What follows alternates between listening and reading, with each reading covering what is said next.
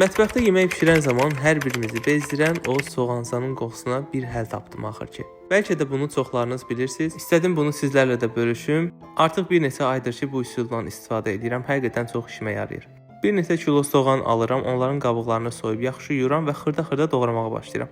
Hansı yeməkdə bu formada soğandan istifadə edirəmsə, rahat şəkildə qəlibdən götürüb istifadə edirəm. Soğanların hamısını doğrayıram, 2 hissəyə ayırıram. Təzə soğanlar bilirsiniz ki, biraz sulanır. Ona görə yağ istifadə eləmədən qovurmağa başlayıram. Tam suyunu qurutduqdan sonra duru yağ əlavə edirəm. Yağını aşırı istifadə etmirəm, çünki yeməyə istifadə etdiyim yağ kərə yağı olacaqsa, bu sırf soğanları mühafizə etmək üçün yetərlidir. Soğanlar rəngini qızılı formada aldıqdan sonra qəliblərə doldururam. Əgər istifadə eləyəcəyim yeməyə bu soğanca çoxdursa, 2-yə bölüb də istifadə edə bilirəm. Əlavə olaraq da sümüklü əti hər zaman qaynadıb, suyunu süzüb, karton stəkanlara əlavə edirəm. Buzluqda bir gün qalmağı kifayətdir. Daha sonra videoda gördüyünüz kimi soyuducunun buzluq hissəsində saxlayıram. Bəs siz bu üsuldan istifadə edirsiniz? Daha maraqlı hansı üsulları bilirsinizsə bizimlə rəylərdə bölüşün. Özünüzə yaxşı baxın. Hələlik.